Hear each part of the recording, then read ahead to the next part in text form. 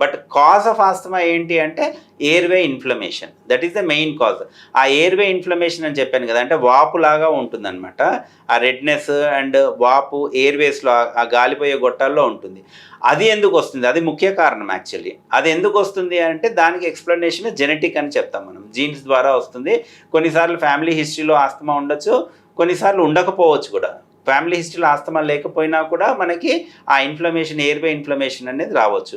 ఈ airway inflammation ఉన్న వాళ్ళలో ఈ ట్రిగ్గర్స్ అన్నవి ఏంటి అంటే చెప్పాను కదా, దుమ్ము, ధూళి, లేక ఎక్స్ట్రీమ్ టెంపరేచర్, కోల్డ్ కానివ్వండి, లేకపోతే వర్షంలో తడవడం కానివ్వండి, లేకపోతే ఫ్లూ, చిన్న జలుబులాగా ఇన్ఫెక్షన్ రావడం కానివ్వండి, ఇవన్నీ ఎక్స్పోజ్ అయినప్పుడు పంజెంట్ ఓడర్స్ అంటే మన స్మెల్స్ లైక్ ఈ సెంట్స్ కానీ స్ప్రేస్ కానీ దీనికి ఎక్స్పోజ్ అయినప్పుడు their airways will go into spasm అంటే అవి కుచించుకుపోతాయి. దానివల్ల ఏమవుతుందంటే ఎయిర్ ముందు తీసుకోవడానికి, వదలడానికి ఇబ్బంది అవుతుందన్నమాట.